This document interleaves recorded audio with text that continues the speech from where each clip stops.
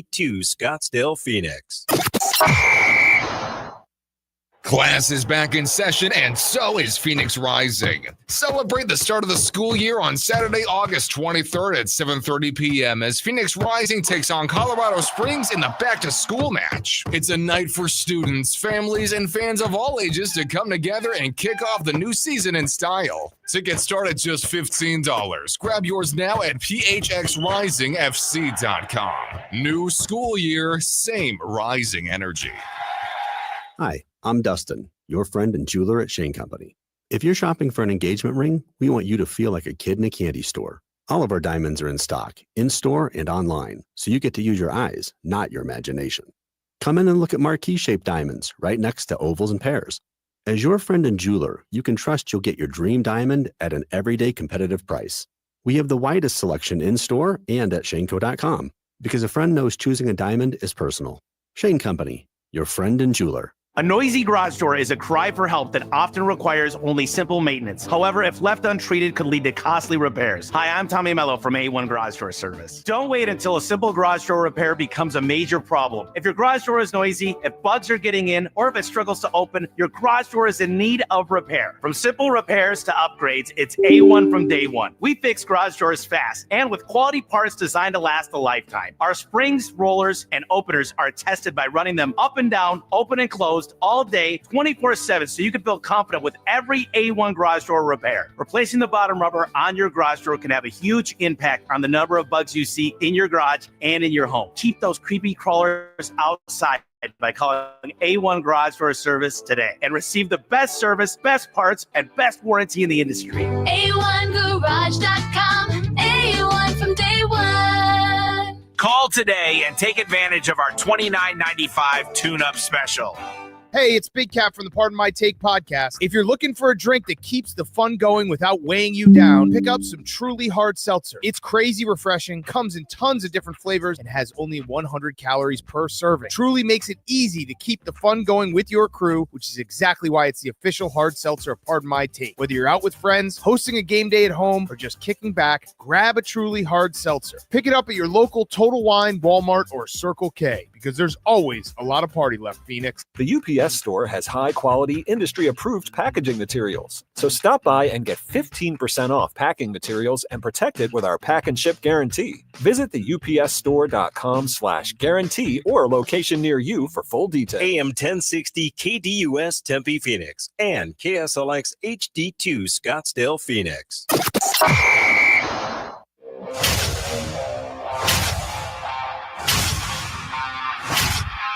It's the lunch break.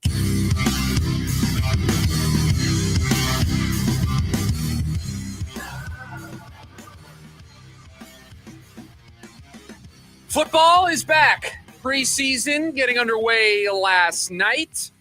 The Cardinals will be in action over the weekend. We get you ready for the first bit of preseason action for the Arizona Cardinals. Welcome in the Friday edition of the lunch break here on KDUS AM 1060.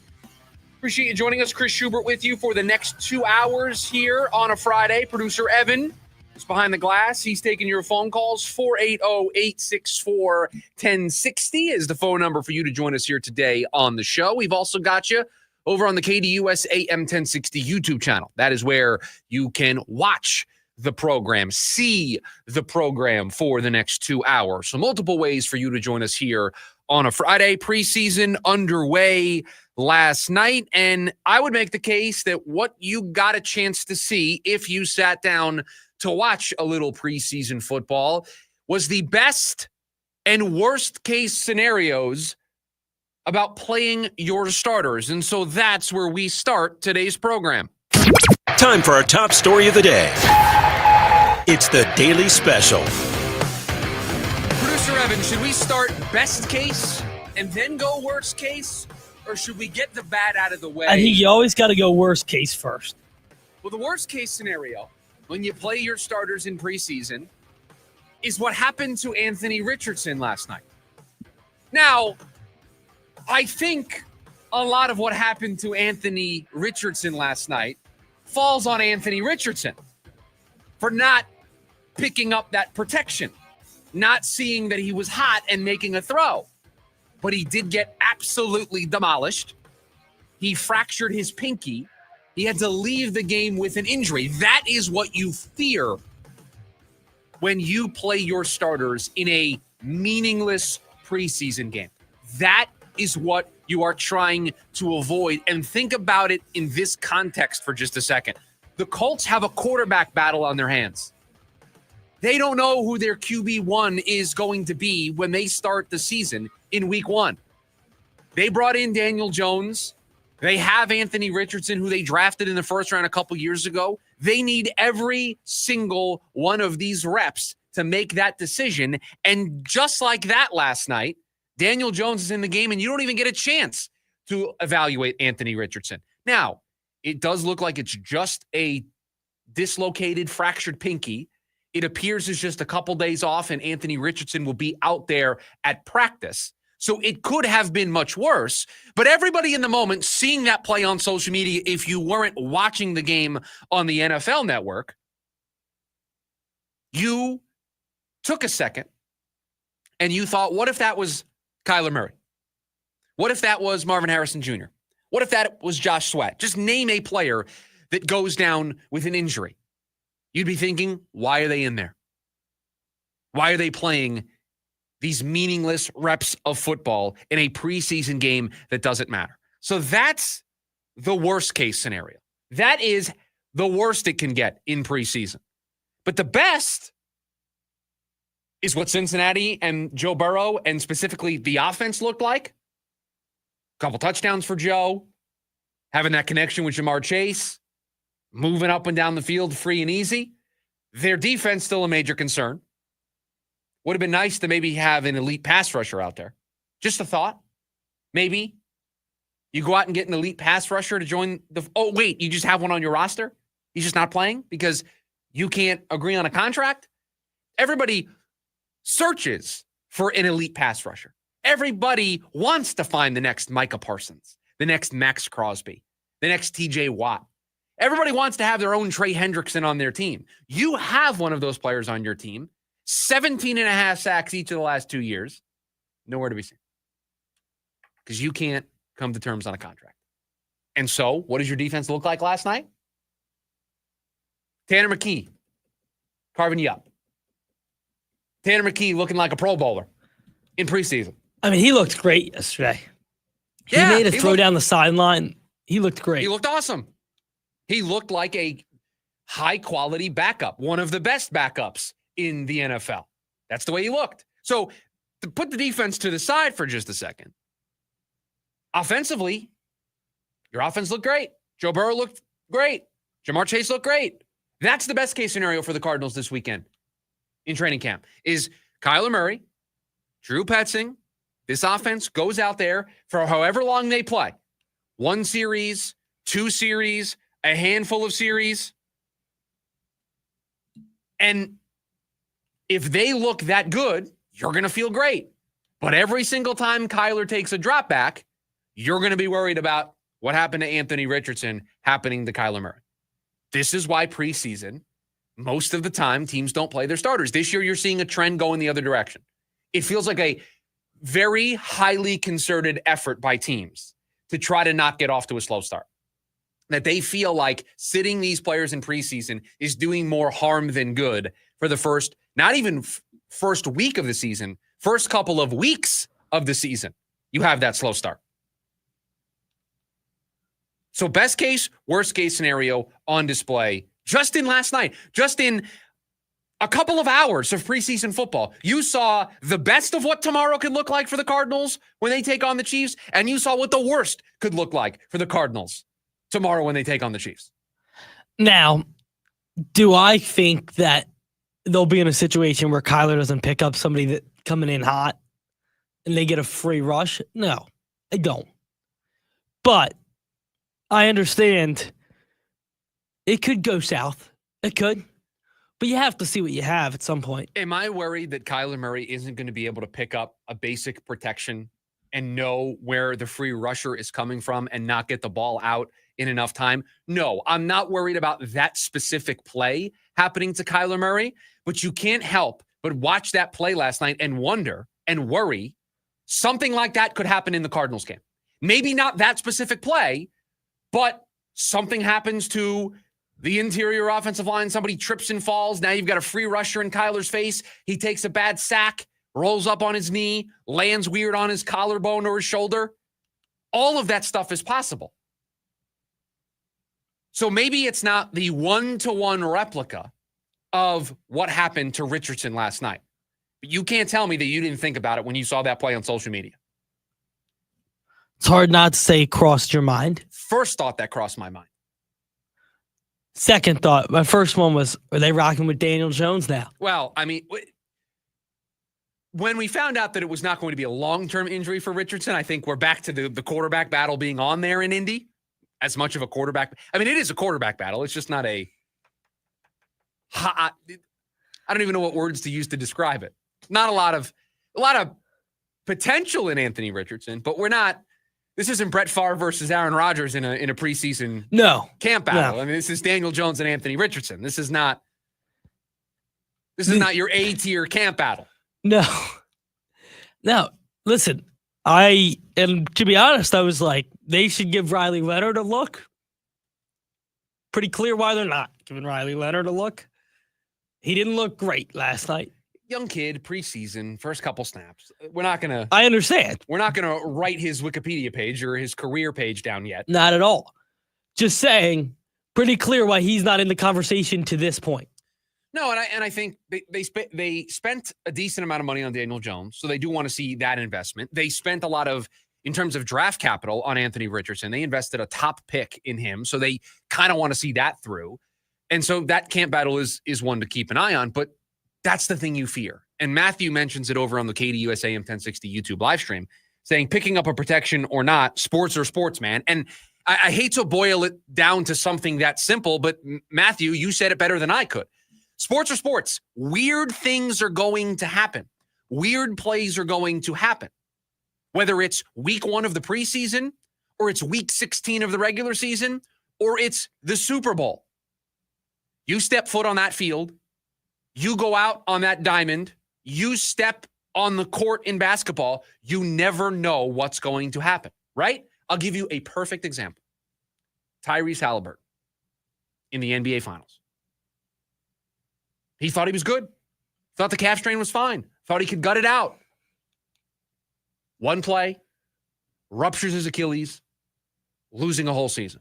Now that is the NBA Finals. Yes, but sports are sports. It can happen anywhere. If it can happen in Game 7 of the NBA Finals. No, I know that. I'm just saying, if something minor happens to Kyler, you don't think he's going to pull himself. Of course. The point I'm making is that injuries can happen, and it doesn't matter what the backdrop is. Doesn't matter. Rashawn Slater ended his season yesterday. Got hurt in practice. Non-contact injury. Doesn't even have to be a game for somebody to get hurt. It's all about your risk tolerance. And putting these players in a game over the weekend is increasing your risk a little bit. You have to be okay with that. Because the flip side is you get excited about the way the offense looks, because in Cincinnati, they expect Joe Burrow and Jamar Chase and that offense to look that good. If the Cardinals looked that good in a couple of series against the Kansas City Chiefs over the weekend, don't you think ecstatic? People would be pretty excited on Monday. So you are taking a bit of a risk, though, that you could have the flip side of that for the benefit of your offense getting into form very early on in the season, the first game of preseason. That's the risk, and that's the risk tolerance that you have to have. And more teams, at least this year, are willing to take on some more risk.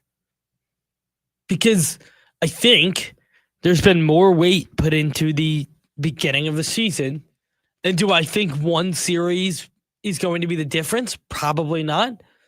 But not playing at all and maybe getting action in 3 games or 2 games could be the difference of a first series. It's all about rhythm, continuity, chemistry. That's what you're looking for. Now, the Cardinals, a lot of continuity. So you don't worry too much about needing to get that chemistry, right? Marv has been here for a year. Kyler's entering year 7. Everybody understands this offense. You didn't change coordinators. You're not changing schemes. Everything's the same. So they don't have as much of a need to have that chemistry built up in preseason. but you want them to get out there because you want them to use these 3 games, even in a limited sample size, to shake off that rust. And as long as you're okay with running the risk of what happened to Anthony Richardson last night, then yeah, play them. And there's more value to playing them than there is to sitting them. I would agree with that. But there is more risk that comes with it. There is more. Kyler Murray sitting on the sidelines, not with his jersey on, just wearing a helmet. What happened to Anthony Richardson can't happen to Kyler Murray if he's sitting on the sidelines. I understand that. So he steps on the field, there's always a chance. Kyler Murray's too experienced to take a shot like that. That specific play won't happen to Kyler. I think that's more on Anthony not understanding the protection, which is a very scary thing for if you're a Colts fan. He's got it. I mean, that's basic. That is a basic. We're empty. I know Anthony called the play in the huddle. He knows where the back's going. He knows he's empty. He knows the back is shooting out of the backfield. He knows. I've got it. It's a math game. Do I have 5 on 5? And if I have a free rusher, you have to identify that free rusher and you have to know where you're going if that player is coming. Because just because a guy lines up in a spot and you think he's the extra rusher doesn't mean that he's coming. He can drop. So you have to identify and know. And this is where the processing speed is important. You got to know, if this guy's coming, what am I doing with the ball? And by the way, it's preseason, Anthony. Throw it in the dirt. He never even checked it. He never looked that way. He was laser focused on his first read. He never even, to me, that tells me he didn't even recognize that he was hot. I will tell you, the Ravens, I'm tired of them taking preseason as serious as they do. They win every preseason game. It's all right. This whole gimmick thing it's getting old. I know, but Lamar didn't even play. And they still win. By the way, speaking of the Ravens in preseason, did you see Keaton Mitchell last night? I did not. No. Running back for the Ravens? Coming back from the injury? I didn't see him. Woo! He looked good. Did he? He looked really good. You have Derrick Henry who runs people over. And Keaton Mitchell who can fly. And you have Mitchell who other defenders can't catch. Yeah. So you're either going to get run over or Mitchell's just going to run by you. So have fun trying to stop the Ravens rushing attack. And oh, by the way. I was going to say, and they have Lamar Jackson. They have Lamar Jackson. So yeah, again, preseason, but you can tell already, football being back, we're breaking down things from preseason games. You have to. Of course. It's our job. That was last night in 2 games, the best and worst case scenario for the Cardinals over the weekend. And clearly the Cardinals have talked about it, and they've decided they're okay with the risk that they are running. We'll see what happens over the weekend. We'll get you ready for that game here as the show progresses. 480-864-1060 is the way you can join us on the phones. We've also got you over on the KDUS AM 1060 YouTube live stream. And there's a movement that's growing. I don't know if you've seen this, producer Evan. There are a lot of people upset that it is Friday and there's no whiteboard behind me. Now, I'm not here to make excuses as the leader of the program. There is a whiteboard in the building. I have acquired said whiteboard. Said whiteboard is in the process of being cleaned off. It had some information on it that I couldn't put behind me on the show. But the whiteboard has been secured, and by the time we get off the air, by the time it is 12:59:59, that whiteboard is going to be behind me. It's going to be blank. I don't know what we're putting on it yet, but that whiteboard will be there for all to see on the KDUS AM 1060 YouTube live stream. On Monday morning, you're going to come to the lunch break. You're going to see all the info you want to see right behind Chris. Well, that's on a beautiful whiteboard. That's what we need to decide. What's going back there? Is it actually going behind you or me? Well, most of the time, the YouTube live stream is focused on this camera here, so it should probably go there. But you have the 2 windows. But if it goes behind me, behind this shoulder, it goes right here on this windowsill. You could prop it up. We could prop it up. We're fine. There's a ledge there. I just need to know what we're putting on it. Now, if this was the middle of the Diamondback season at the beginning of the year, I think the meltdowns would be on there. This many days since a meltdown. But what are we putting on there? Well, we're putting the Suns over wins. So we need to have a separate category for our book it bets, like the ones that we're just locked in on. So we'll have a corner of the board for that. And then I don't know what we're doing with the other sections of the board. That's what maybe we spend. We need to make sure it's clear, like people can read it. Yeah, I would agree. I would agree that needs to be bold. That's why I have, if you can tell on the YouTube live stream, I have a dry erase marker. I'm ready to go. I'm ready to put stuff up on that board. So I will check during the break to see if it is cleaned off. I saw the person with it. They said they just needed to clean it off and they would bring it up to me. So it'll be here, I think, by the end of the show. We'll be ready to go. 480-864-1060 is the way for you to join us. Please chime in. What should go on the whiteboard behind me? The show whiteboard, what should we have on there to keep track of throughout the course of the year? When we come back, Zac Gallen on the mound tonight as the Diamondbacks start a 3-game set. Does Zac have to do anything between now and the end of the season to return to the Diamondbacks next year? It's next on the lunch break. KDUS, AM 1060. The Varsity Sports Show with Vince D'Alessio is your hub for everything high school and college sports. Join Vince and friends as they give you the full picture on student athletes and where they're heading. Live interviews with coaches across the valley. Asking some of the tough questions. Varsity recaps and in-depth interviews with tomorrow's sports stars. The Varsity Sports Show with Vince D'Alessio. Live every Saturday morning from 9 to 11 a.m. here on KDUS AM 1060 and on the KDUS 1060 app. Arizona businesses need more skilled workers, and our students are the solution. At the Pima Joint Technical Education District, we build the talent Arizona businesses rely on. With cutting-edge programs in health and technology and hands-on career training, our 30,000 students will graduate ready for high-demand careers. JTED builds the future of Arizona's workforce. Learn how our students will bring excellence to your business at pimajted.org. This message is sponsored by Potoff Private Philanthropy. Lincoln Park. From Zero World Tour 2025. You ready? Yes, you cut me open just to watch me. Live in Phoenix. Footprint Center, Saturday, September 6th, with special guest Gene Dawson. Get tickets now at livenation.com. For more, visit lincolnpark.com.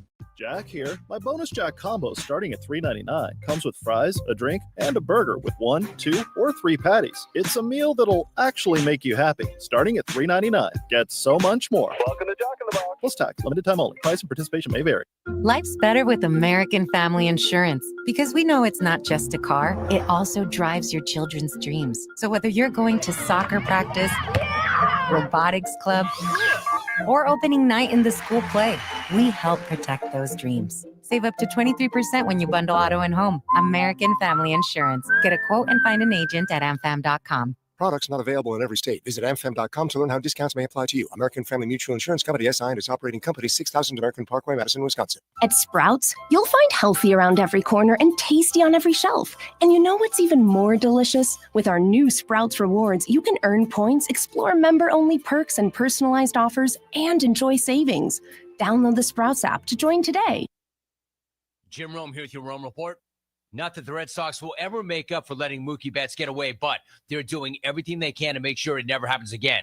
I'm talking about them making huge bets and locking up their young talent early. And they've taken their biggest swing to date, signing phenom Roman Anthony to an 8-year, $130 million deal with escalators after only 46 big league games. Enormous bet for both sides, and I love it for both sides. The team is rolling the dice big, and if they crap out, they're on the hook for huge jack. And if Anthony is as good as we think he is, he obviously could be leaving a lot of money on the table. But it makes perfect sense to me. They think he's a future All-Star and a potential MVP candidate, and he's already been there long enough to know that that's exactly where he wants to be, and he's already guaranteed himself financial security for life. Mookie Betts may not be walking through that door, but the Red Sox are looking to make sure he doesn't walk out it again, and I love it. I'm Jim Rome. O'Reilly. Protect your vehicle's engine with Mobil 1 Full Synthetic Motor Oil at O'Reilly Auto Parts. Purchase 5 quarts of select Mobil 1 Full Synthetic Motor Oil and get up to a $15 gift card after rebate. Find the synthetic oil that's right for your vehicle and budget. Shop your local O'Reilly Auto Parts store or O'ReillyAuto.com. O'Reilly Auto Parts. This is the story of the one. As a lineman, he does whatever it takes to keep the power on in his community. And he wants a partner like Grainger who does the same. Grainger offers the professional-grade products he needs, from voltage detectors to harnesses to hard hats, plus fast, dependable delivery, so he can rise to every challenge. Call 1-800-GRAINGER, click Grainger.com, or just stop by. Grainger, for the ones who get it done. James Out West, your home for sports down here in the desert. Join James and Pat the Stat Guy as they recap the weekend and dive deep into the numbers for the NFL, NBA, college sports, and more. That's 5 seasons of 1,200 yards. Player stats, team numbers, and contracts are just the start of the discussion for James and Pat. He started 815 career games. He threw 749 complete games. There's no hiding when it comes to stats. It's James Out West every Monday night from 6 to 7 p.m. right here on KTUS AM 1060 and on the KTUS 1060 app.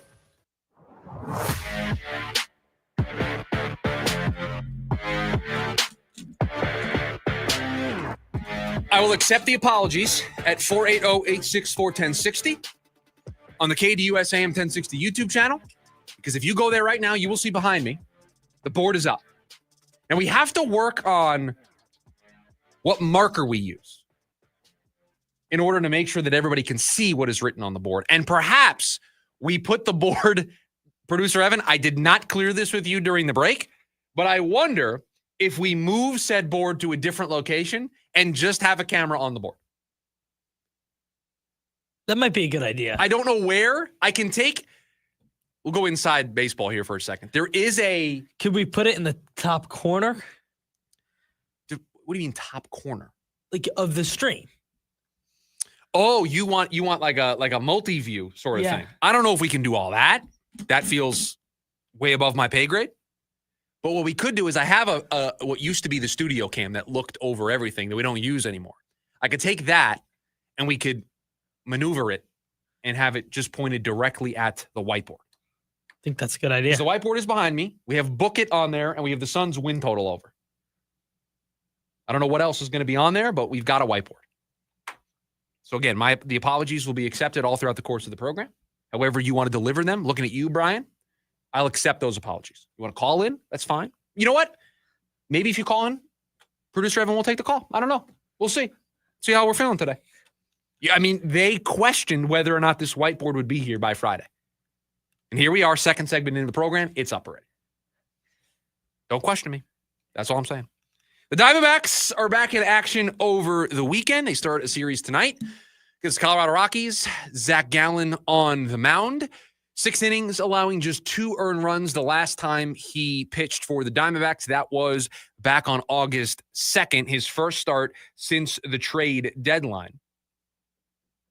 And it got me thinking, if we may see the best version of Zac Gallen in 2025, now that the trade deadline is in the rearview mirror, that because all of the noise, all of the rumors, all of this team's interested, no, wait, this team's interested, no, wait, they might hold on to him, they'll give him the qualifying offer. It's a lot of noise. Even if you're staying off social media, even if you're trying to ignore it all, it's hard to ignore if you're Zac Gallen, because Zac also has another thing that has been weighing on his mind all year. He is a free agent at the end of this season. He wanted to pitch well, lead this team into the postseason, and then cash in a big way this winter. I don't know if he's going to be able to do that. That's been weighing on him all season. Add on top of that all of the noise surrounding the trade deadline. It could be a lot for a pitcher. That's no excuse for the way that he's performed, but it can be a lot of noise that as a starter, you just can't block out. You just can't do it. And so now that at least the trade deadline stuff is gone, it's over with. He's not getting moved. He's going to finish this year with the Arizona Diamondbacks. I wonder if he is going to be more freed up and be a little bit more calm and comfortable out there the rest of the way. Now, I don't know if that's going to lead to the Diamondbacks wanting to bring him back, because I don't know what the price is going to be. Before this season, before he had this year with an ERA above 5, one of the worst ERAs among qualified starters in all of baseball, I would have told you that Zac Gallen has priced himself out of a return to Arizona. I would have especially said that after they signed Corbin Burns to his massive contract. I don't think the Diamondbacks are in a position to carry 2 pitchers with a high payroll. So it just felt like he was going to price himself out. I don't know if that's the case anymore. The Diamondbacks surely are going to put the qualifying offer on him when the season is over. Surely Zac Gallen will decline that qualifying offer. And then it's going to be what the market values Zac Gallen at. And if he is willing to pack up his things and move someplace else, when mostly for the majority of his baseball career, Arizona has been the place he's known. Or he is willing to take maybe not as good of a deal, but one that keeps him in Arizona if the Diamondbacks want to offer that. I think that depends on the way he pitches down the stretch. They're not going to have Corbin Burnes next year. They certainly have a hole in their rotation, 2 holes in their rotation that I think they need to fill. Could that be through Zac Gallen? I think best case scenario for the Diamondbacks is he accepts the qualifying offer and comes back, and the Diamondbacks have Zac Gallen, the top of their rotation for next season. If he pitches well, but the team struggles, they have a trade chip once again. He's rebuilt some value. If not, he can just walk in free agency and they bought themselves another year. They bridged the gap to Corbin Burnes returning to this rotation. To me, that is, as we sit here today, at the beginning of August, the best case scenario for the Diamondbacks. I don't know if that's best case scenario for Zac Gallen. He may not be able to beat a $23 million offer in free agency. I don't know what teams are going to be willing to spend on pitching. I saw what Sean Manaea got from the Mets. I saw what Walker Buehler got on a bridge deal with the Red Sox. I saw what Luis Severino got from the Sacramento A's, or just the A's. I don't remember what we're calling them. So could he beat that? Sure. But he's coming off of a so-so season. Manaea, career resurgence in New York. Severino, career resurgence in New York, leading to that big contract. Buehler didn't have a great regular season, was awesome for the Dodgers in the postseason. Left a great lasting impression as teams went into the winter, deciding on which starters they wanted to target. Can Zac Gallen leave that lasting impression to make somebody want to pay $25, maybe upwards of $27 million on a multi-year deal for a pitcher because they think getting him in their lab, in their system, with their coaches, they can get Zac Gallen back to the pitcher he was as early as 2 years ago. Maybe the pitcher that he was 3 seasons ago. There might be a team out there. I think there's always a team out there that thinks that they are the franchise that can fix a broken player, that can make a small tweak here, especially in this age of analytics. Everybody thinks that they can bring in a pitcher, change his pitch arsenal a little bit, change how much he uses a certain pitch if that pitch has started to go sideways on him. And in this case for Gallen, it's his fastball. There's a team out there probably that thinks with their metrics, with their system, with their tweaks, they can get good value out of Zac Gallen. If that's the case, then I don't think there is a future here. But that's what Zac Gallen is pitching for over the next couple of weeks. That is what Zac Gallen is attempting to do here over the final 5, 6, 7 starts that he's going to make between now and the end of the season. And that starts for him tonight. I am rooting for Zac to have a great end to this season. I'm rooting for Zac to put that trade deadline stuff behind him and be the pitcher that I know that he can be, that we all know that he can be, because he's been that pitcher for this team. Make the decision hard on Matt Kazin. It's the best thing you can ask for out of a starter. 480-864-1060 is the phone number. Over on the KDUS AM 1060 YouTube live stream, our good friend Sean chimes in and says this does not count as a whiteboard. He says it looks like the back of a poster or something. You can attest. That's a whiteboard. It is a very heavy whiteboard. It was bigger than we had expected coming in. So it's makeshift for now. Maybe we get a stand for it. I don't think this is where it's going to sit. I think that's what we've learned from putting it there. I think when we thought putting a whiteboard behind me was a good idea, I don't think we really thought it through the whole way. I think there needs to be a separate camera on the whiteboard that we can just go to it at all times. When somebody asks about the whiteboard or we want to put something on the whiteboard, we can just. I think that's exactly what it's going to be. Where that place is between the two studios, I don't know. It may be your studio. I think you probably will be. It may need to go in that room by you. 480-864-1060 is the phone number for you to join us here today on the program. When we come back, the Cardinals, we've been previewing the NFC West, but I have a question. Is the NFC West one of the best divisions in all of football? Try to answer it next. It's the lunch break, KDUS AM 1060. Attention all clones. The Jim Rome Show is here for you every day here on KDUS AM 1060. Lots to get done. Welcome to the program. Listen in as Rome dives into the biggest sports headlines of the day. From final scores, player contracts and trades, team prospects, and even a spicy take or two. The Jim Rome Show, 1 to 4 p.m. every weekday here on KDUS AM 1060. That's the trick. Online at KDUS1060.com and on the KDUS 1060 app. The legacy continues. Pantera. The heaviest tour of the summer. What did you say? Tearing up Talking Sick Resort Amphitheater, August 26th. With Alana Marth.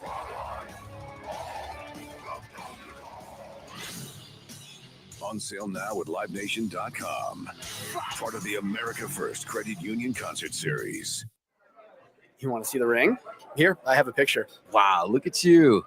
I know, right?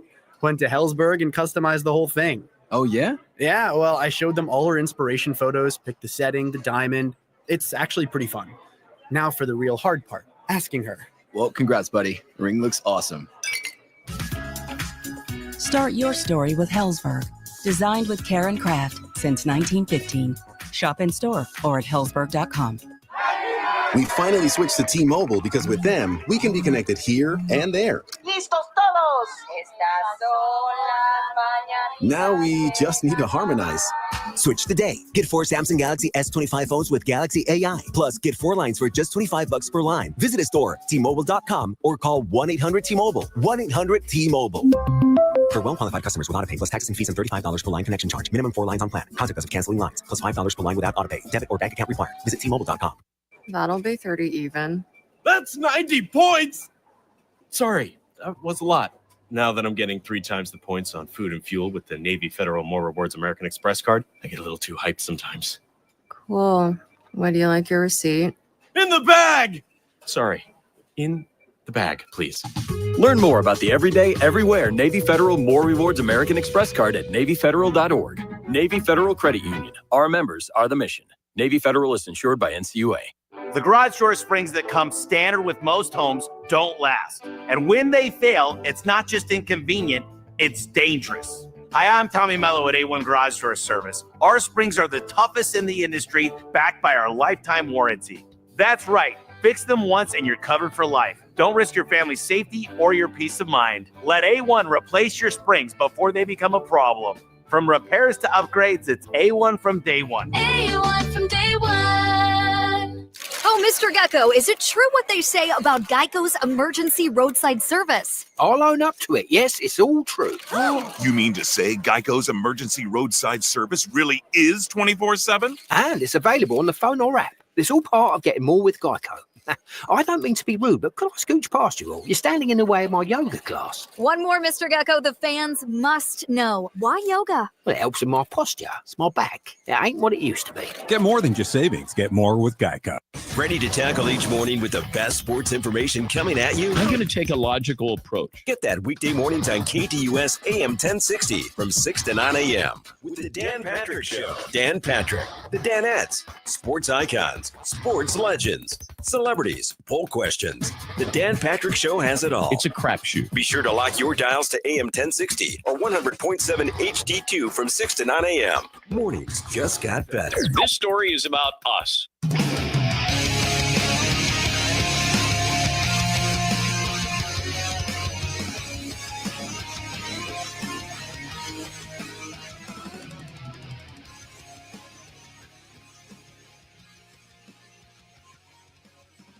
We got buy or sell coming up about 8 minutes from now. I was thinking about this on the drive in this morning. We have started our preview series for the NFC West, and we're going through each position and we're ranking the teams 1 through 4. And by the time we're all said and done, we're going to have numerical grades for all of these teams that will give us, at least on paper, a prediction of who the best team in the NFC West is. And that got me thinking because we have spent the last 2 days looking at quarterbacks and coaches. And in the process of doing that, we've talked about how close this division is going to be between all of these teams, that there is talent across the board on all of these teams. And that got me thinking. The Rams are certainly going for it. The 49ers are certainly going for it. We know what the expectations are on the Cardinals this season. They're going for it. The Seahawks just spent $100 million on Sam Darnold, so they're certainly not looking to just win 7 or 8 games. 4 teams, all gunning for the division, all trying to make the postseason, all trying to go on a run. How many other divisions in football can you say that's the case? Can you say that in the NFC East with where the Giants are at? You can't say that.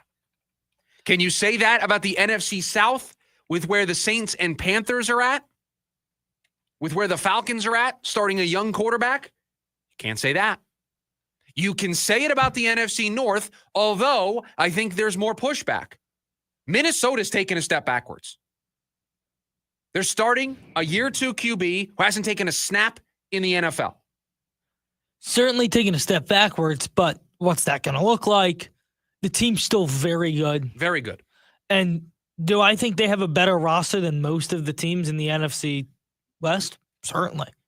All I'm saying is all of the teams going for it. You can't say it about the NFC East. You can't say it about the NFC South. You can say it about the North. The Bears are certainly, I don't know to the level of the 4 teams in the West, but they're going for it. The Packers certainly are going for it. Lions, Vikings, certainly going for it. Are you just talking about the NFC? We can go to the AFC. Certainly not the AFC East. I think the ones that come to mind are the AFC West, where you have. You can't say that. What about the Raiders? That team's not. They're not going for it. If the conversation is they're going for it, they just brought in Geno Smith and Pete Carroll. They're going for it. Yeah, they probably shouldn't, but you're right. They're going for it. Yeah, and the AFC North, who the Browns are out of it, but the other 3. But that's all you need is one team out of it, and then you're not the NFC West. You're not the AFC West. You're not the NFC North. And I agree that, sure, there are 4 teams that feel like they can win the division, but isn't that because the division isn't very top-heavy? Like, I don't think the NFC West has a team like some of the other divisions have. Nobody in that division is the Bills, the Ravens. 4 teams in the NFC West, I think, would have a tough time winning any of the other divisions we're talking about. I agree. I think you're having a tough time in the AFC West because of Mahomes. I think you struggle in the North just because there are so many. The 2 really solid teams in my mind are the Lions and the Packers. Solid. Like, you just know what you're going to get. And you could lose to the Vikings any given week. Yeah, and I don't know what I'm getting from Minnesota. That's why I'm not willing to put them in that bucket. But I know what I'm getting from Green Bay. I know what I'm getting from Detroit. And we haven't even talked about Chicago because things were a train wreck last year, but they did bring in the number 1 head coaching hire. I just don't know if we are putting enough value on the idea that if the Cardinals win this division, it's going to mean something. This isn't going 7-9 and winning the NFC South. This isn't barely getting by and getting a home playoff game to where they want to change the rules of who gets a home playoff game in the first round. If you win this division, you would have gotten through 3 other teams that are going for it. 3 other teams that are actively trying to win the division, make the playoffs, go on a run, try to win a Super Bowl. There are 8 divisions in football. We picked 3 that are going for it. Less than half the divisions in the league, we said every team in that division is going for it. The NFC West, even though you probably don't think of it this way, is somewhat in rarefied air this year. With the level of competition, maybe not the level of talent, but the level of competition and everybody trying to go for it, there's only 2 other divisions that I think you can say are doing the same. This is a pretty good division. This is going to be a competitive division. You're going to earn it. So that's why when we talk about expectations on this team, if they win this division and they host a home playoff game, in my mind, they've done everything they've needed to do this year because they would have gone through 3 other teams that are going for it. They don't get to draw the Panthers 2 times a year. They don't get to draw the Jets 2 times a year. Right? Jets are rebuilding. Jets might be solid, but they're not trying to compete with Buffalo and Miami and New England. They're not trying to do that. And they certainly don't get to, pull the Panthers, the Saints, the Bucks, the Falcons. Or the Saints, the Panthers, the Falcons. You don't get to be in the AFC South and be Houston and get to play Tennessee and Indy 4 times a year. And who knows what Jacksonville's going to look like. Right. So maybe even 6 games they're on the easier scale. You're going to earn it. That's why, to me, in this cloud of prove it, if they win the division, if they host that home playoff game, in my mind, they proved it, man. They would have gotten the job done. I don't care. I don't care what happens in the postseason this year. If they get there and they draw the Eagles or they draw just a really tough team where I think we can all agree. I think we can all, in an honest moment, say that the Cardinals are not on the level of the Eagles. They're not on the level of the Commanders if they're at their potential. They're not on the level of the Lions or the Packers or the Vikings if J.J. McCarthy seamlessly just walks into the huddle and plays the way Sam Darnold did a year ago. I think we'd all agree they're not on that level. They're still trying to break through. You got to learn through failure. And I know Kyler is an exception to this, but the rest of your team really hasn't been there. Marv hasn't been to the postseason. Paris Johnson hasn't been to the postseason. You've got a bunch. None of these coaches have been to the postseason. Jonathan Gannon, as a head coach, has never been in the postseason, never dealt with that pressure, with that moment. So just getting there is you proving it. And then you're probably going to hit a speed bump in the postseason, and you're going to have to learn from it. Okay, we're not as good. This is where we need to get better. So for those that say Kyler's got to get to the postseason and win a postseason game or else we need to have a conversation about his future, I am not willing to go that far. Because if they win this division, to me, they have done something that you can't say about every other division winner in the NFL. They would have gone through 3 other teams that want it and are going for it to the same degree that they are. You can't say that about every other division in football. You can't. You can say it about a couple of them. And even in those divisions, I don't know if I can fully say all 4 teams are rowing the boat in the same direction. Vegas is trying, but are they really at that level that the other teams are? Are the Bears really on that level? The Bears are closer to the Cardinals than they are to the Vikings and Lions in terms of where they're at in their cycle. Caleb and the Bears have to break through. They've got to do the same thing the Cardinals need to do this year. 480-864-1060 is the phone number for you to join us here today on the program. When we come back, we wrap up hour number 1, a little buy or sell. I have a buy or sell today. I have a buy or sell that I want to present to producer Evan. So we'll have my buy or sell and whatever producer Evan has, all of it coming up next. It's the lunch break, KDUS AM 1060. Join in on the Sports Zoo on your ride home from work with Dave Rooster Bierstein. Join Rooster as he lays down what's happening around sports and makes it clear what's on his mind. Oh, my. Catch the day's craziest stories and some of the latest numbers from the sports books across the valley. The Sports Zoo with Dave Rooster Bierstein. Yeah, I think that's kind of a wild option. Weekdays 5 to 6 p.m. on KDUS AM 1060 and on the KDUS 1060 app.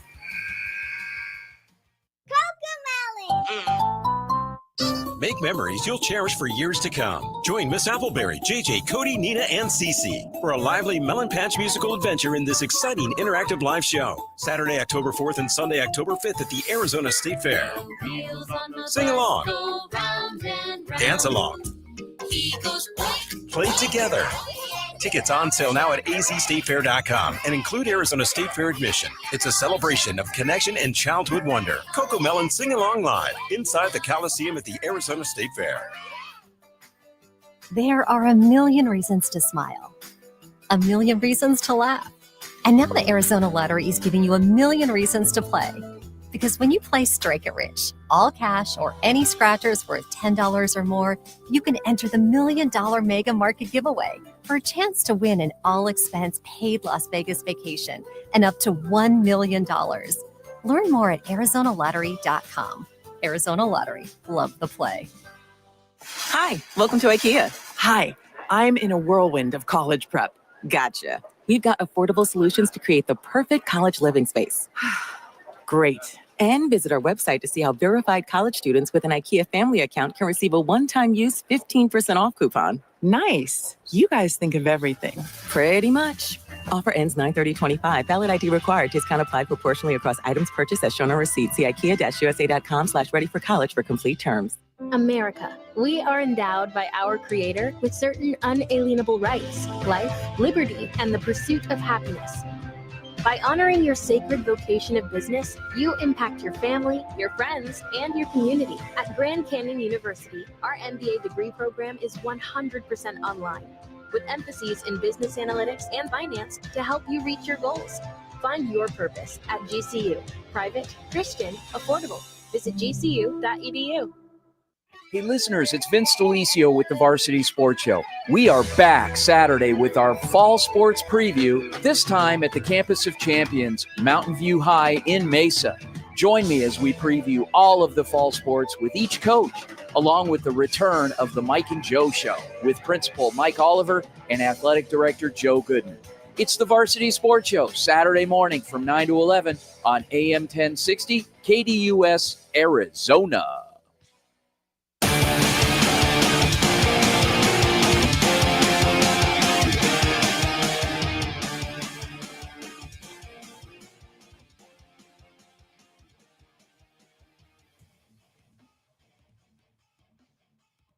Wrapping up hour number one here, the Friday edition of the lunch break here on KDUS AM 1060. We close up hour number one of the program with a little buy or sell. Hottest takes in sports talk radio. Producer Evan has them. I buy or sell those takes. Take it away, my friend. Do you want to do yours first or last? I can go first. So Matthew over on the KDUS AM 1060 YouTube live stream asked the question. So I'm going to phrase it as a buy or sell. Evan would win the Oklahoma drill against me. Buy. You would beat me in the Oklahoma drill. Buy. What has you so confident? I just think that in an Oklahoma drill setting, yeah, that's where I thrive. Short spaces like that, wrap up. I think I got a good fundamental tackle. So I'll tell a quick story. I had the same type of debate with a good friend, one of my best friends. We were working together. We were out at the Senior Bowl in Mobile. And I swore up and down that if you gave me an offensive line rep, not with pads, just me against him, I could stuff him. That even though he is a lot bigger than me, I believed in my technique enough that I would not get run over. And he said, no, I'd run you over. Okay. Cleared out. We were in this hotel conference room. We cleared out everybody. It was him against me. We are right up against each other. And I'm set. Somebody counted us down. He tried to hit me with a spin move. I hit him right in the left shoulder. He went to double back against me. I was right there. Nothing. Stuffed him. Love that. So don't be so confident. No. I'm a technique guy. This physique, I don't have a lot of strength. There's not a lot of I'm going to run you over. But technique-wise, you'll lose. Here's my thing. I think you're doubting my technique. No, I know how good my technique is. And so my brother and I, same thing. My brother's 4 years older. We're on the beach. And he's telling me I would run right past you on the edge. And I put him in the dirt. Put him in the sand. No doubt about it. Put him on his back. And so, I trust my technique. I would call myself I've said this before, the best player to never play high school football. Or higher, because I know there's some guys that have made, like Jordan Mailata, that doesn't count. He didn't play high school football, but he's in the league. So I would call myself the best football player to never play at the high school level or above. Matthew really wants us to do this, and that's fine. But one of us is going to get seriously hurt, and I don't want to do that to the show.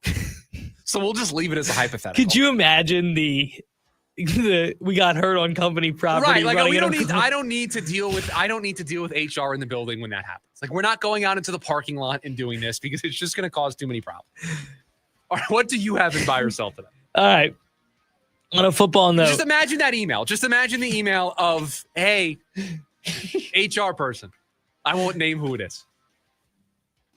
Evan got hurt today because we took a show bit out to the parking lot and we did the Oklahoma drill. But what's the Oklahoma drill? Well, you see, this show's going to be that one. This show's suspended for 2 weeks if we do that. Like, we're just not on the air for 2 weeks. One of us is hurt. The other's not allowed in the building. That's what happens there. Please continue. There's nothing the Cardinals can show you in 1 or 2 series that will get you more or less excited for the season. Yeah, by this. My expectation level, we set the expectations earlier this week. I think we've been setting expectations all throughout the offseason. Nothing that they do over the weekend, good or bad, is going to change my mind on what I think this team is, where I think this team can go, and where I'm setting the expectations. And yes, setting myself up to be disappointed. What if Marv catches an 80-yard touchdown? No, I'm not doing this. I'm not overreacting. Just like we're not overreacting to social media clips, I'm not overreacting to plays in preseason. I'm not doing it. Be healthy. Get through the game with no major injuries. To me, mission accomplished. The market for Zac Gallen will be less strong than most people think. I want to see how he finishes the year. I'll sell this for right now. I think people get surprised when we get to the winter and they see which starters get a decent amount of money. Like Frankie Montas got $17 million from the Mets. I think that surprised a lot of people. He got 2 years, $34 million. I think that surprised some people. I think Severino getting the deal that he got from Sacramento surprised a lot of people. So I think we're always somewhat surprised at the starting pitching market. But he's been one of the worst pitchers this season in baseball. Do you think Gallen gets something comparable to what those guys got? He's going to get the qualifying offer, which will be around 23, 25-ish. I don't know what the exact number is for this season. Would he get 234? I think if he would sign 234, the Diamondbacks would have already offered it to him. I think he's going to be looking for 244, 250. Yeah, that sounds right. Somewhere in the 22 to 25 I don't know if they can range. give him that. Some team will. Some team will. I don't know if it'll be the Diamondbacks. I don't think it would either. They're already paying Corbin Burns a lot of money. I don't think they want 2 high-paid starters in the rotation. Not because the talent level. I just think they don't want that much money in a budget that's going to be relatively small comparatively to the rest of the league. A big percentage into 2 pitchers when, again, they're pitchers. You just saw what happened to Corbin Burns. They're going to pay him $36 million a year next year to not pitch for them. They don't want more money tied up in their rotation. They want the Ryan Nelsons. They want the Brendan Pfaadt, who they've got under team control on a nice deal. They want the Cole Drakes, who they traded for at the deadline. They want those players to fill their rotation. Jordan Lawler will be called up by the end of the month. Stand by. I mean, he's playing in rehab games, right? He is. So we're getting close. I think from an urgency point of view, there's a urgency for Mike Hazen to get Jordan Lawler as many reps as possible here by the end of the year. So I'll buy this. I would hope by the end of next week, he's up and playing third base for them every day. We got to know. I need a big enough sample size. And I don't know if 2 months, a month and a half is enough of a sample size. But I can tell you a month isn't. I just know it's more than what we've gotten. It's going to be a larger sample size to and draw it's going to some be playing conclusions. every day. It's going to be playing every day. Yes. Which is the biggest thing. Which is the most important thing. Sam Levitt will be a Heisman finalist. So that means the invite to the Heisman Trophy ceremony. In the top 5, 4? I thought they only invite 3 normally. I think it's 4 now. It's 4. They've upped it from 3 to 4 at least. And so then there's somebody. And then I think Scat finished 5th, which is the first person out. Will Sam Levitt be in the top 4 of the Heisman voting? I'll sell. Sorry to my ASU fans out there. I'll sell this. This week, by the way, you finished buying 14, selling 10. Did more buying than selling. Interesting. That is a surprise. We got to take a quick time out. We got to go do the Oklahoma drill in the parking lot, and then we'll come back to start hour number 2 of the program. It's the lunch break. KDUS AM 1060.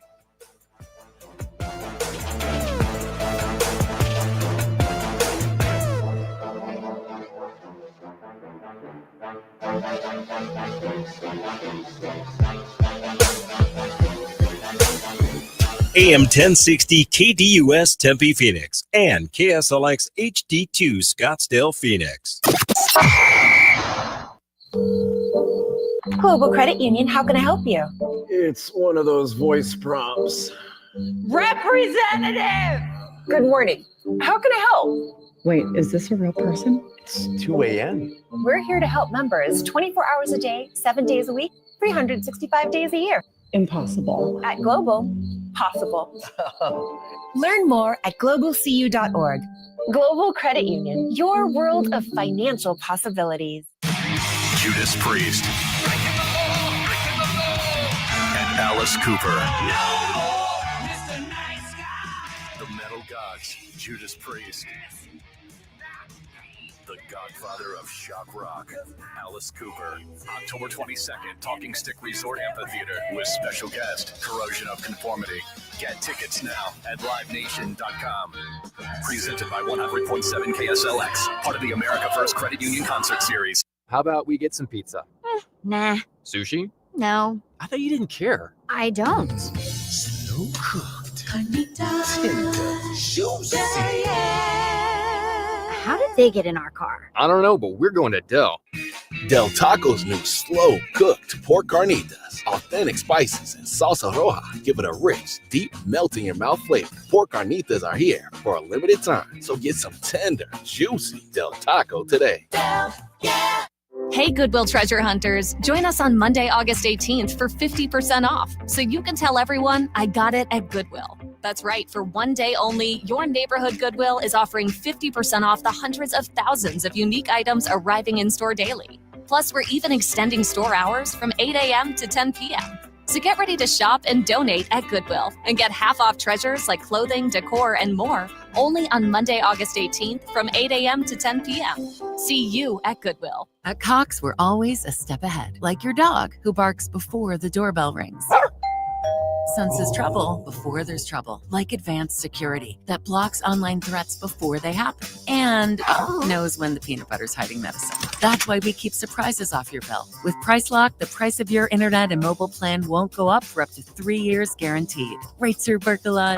Cox, a step ahead. Requires at least 500 megabits per second speeds and gig unlimited mobile. Taxes and fees excluded from Price Lock. Mobile data speeds reduced after 20 gigs. Fulton Homes is bringing legendary Fulton quality back to the West Valley. Explore 4 exceptional West Valley locations with more standard features and thousands of ways to personalize your home. Find out why people buy Fulton Homes over and over again. Fulton Homes, you're proud to own, we're proud to build. AM 1060 KDUS Tempe Phoenix and KSLX HD2 Scottsdale Phoenix.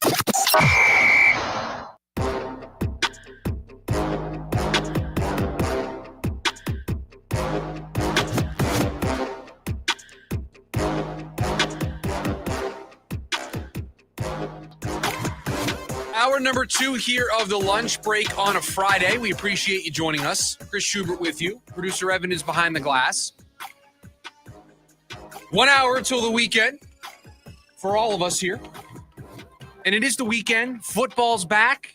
Preseason game started last night. Producer Evan, if it's okay with you, it's a Friday. So you know what I want to do. I want to hook somebody up. I want to be able to get them a gift card so that they can go to Von Hansen's. It's football season. You're going to start grilling. I'm ready to get the cover off my Blackstone this weekend. And so if you want meats, rubs, stuff to put in the smoker, the place that you're going to want to go ahead of football season is Von Hansen's. We've had listeners talk about it all the time. Unsolicited shout outs from callers of the program. Brian the other day gave him a shout out for how great they are. And you're going to entertain during the football season. You're going to invite people over. You're going to grill. How about you make it easy on yourself? You go to Von Hansen's and you pick up some meats, some rubs, get yourself ready for grilling and football season. So I want to hook somebody up. $50 gift card to Von Hansen's. Caller number, we got 4 segments left in the show. 4. Caller number 4, 480-864-1060. We're going to hook you up. Gift card to Von Hansen's so that you can go and you can experience the greatness that is Von Hansen's. Are you're laughing at the continuation of the Oklahoma drill conversation? Yes. Now there's a conversation of where we're from and how that affects. Well, they wanted weight, right? So I'm 5'10", $190. Yeah, I'm 5'8" 220. Okay, so you're bigger than me, but I'm taller than you. Yes. I don't know what that means for scouting this drill. Neither do I. I don't know if that gives one of us an advantage. I don't really know either. It's close enough where it's like, it's not egregious. It's close enough to where it could go either way. Yeah. You know who would absolutely destroy us in the Oklahoma drill? Josh Sweat. Micah Parsons is the name that I was invoking because that's the name that I want to talk about because it's on the rundown. Because once again, another day has gone by. Should have guessed that. And well, you should know it because it's on the rundown right in front of you. But Micah Parsons and the standoff with the Dallas Cowboys continues. This time he was not at practice because of a back injury. I think they referred to it as back tightness, stiffness. One of the two words was used to describe the back injury for Micah Parsons that kept him out of practice yesterday. Is this standoff, do we call this a hold in? Is this a hold in, hold out? I think it's a hold in. It's officially a hold in, I believe. As we continue to see whether or not Micah Parsons is going to sign. And I have long said that this is going to end with Micah Parsons playing for the Dallas Cowboys. I have long said that this is going to end with a contract extension. Micah's going to play, and we're going to forget all of this ever happened. Now, I say that because I think this should already be done by now. This is a no-brainer. This isn't a player that, I don't know, should they get the extension? Oh, I don't know. Is this a player that I really want to reset the market for? This is the most slam dunk, no doubt contract extension that you could draw up. This is easy. This should be done already. Make him the highest paid non-quarterback. Make him the highest paid defender. Sign on the dotted line and move on with our lives. Now, I know Jerry has gone on this crusade of we had a deal. I bought the Cowboys on a handshake agreement. That's not how business works, Jerry, and you know that. So you're either being foolish or you're being disingenuous. It's one of the two. Perhaps it's both. Perhaps you're being foolish and disingenuous because you know that an agent needs to be involved. You know that this isn't just a player and an owner getting together, agreeing to a deal, and then signing something. Because if that's the case, right? If Jerry thought that he and Micah had agreed to a deal, wouldn't Dallas' side draw up a contract and send it over to Micah? Has that happened? No.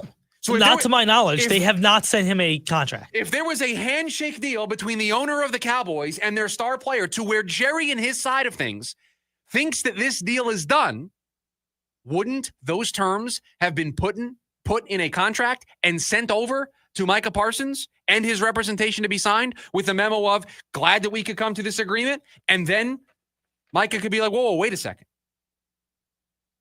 We didn't agree to a deal. But I don't think that's what happened here. Again, either being foolish or disingenuous. Now, I still think this ends with Micah not going anywhere because Jerry wants to win.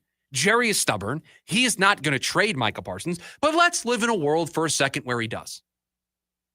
What would it take?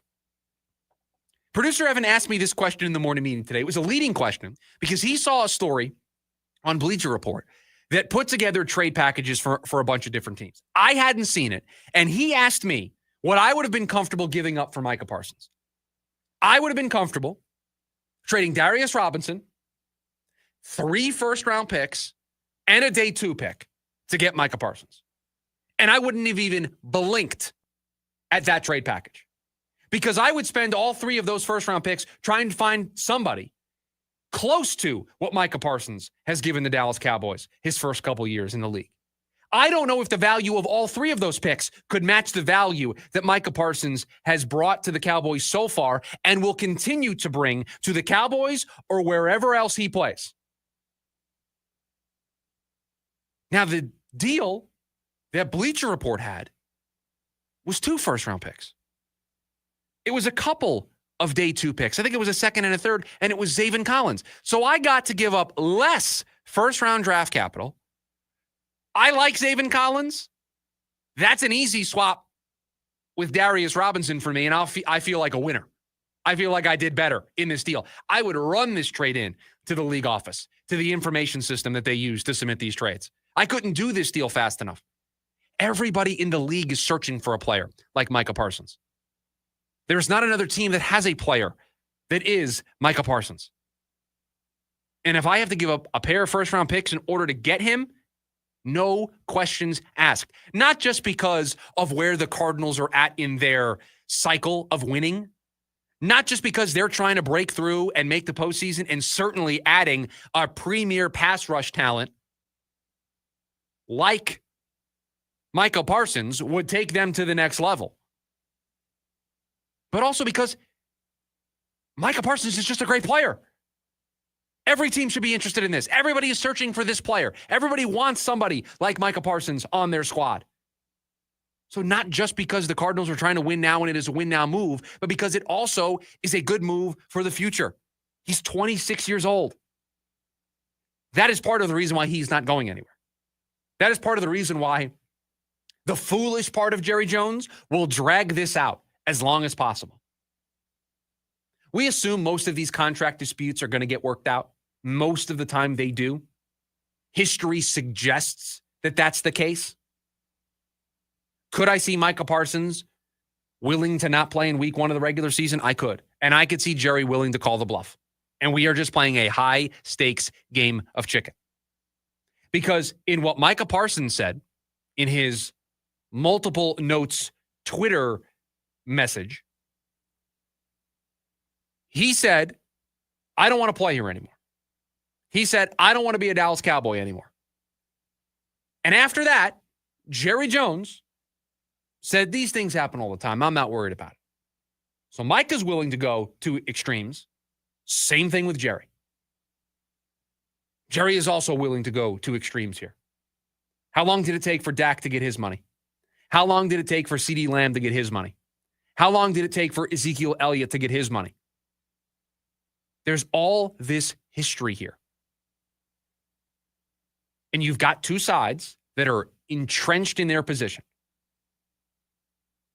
Micah doesn't have to play. Dallas needs Micah more than Micah needs Dallas. Anybody disagree with that? That's where things stand right now.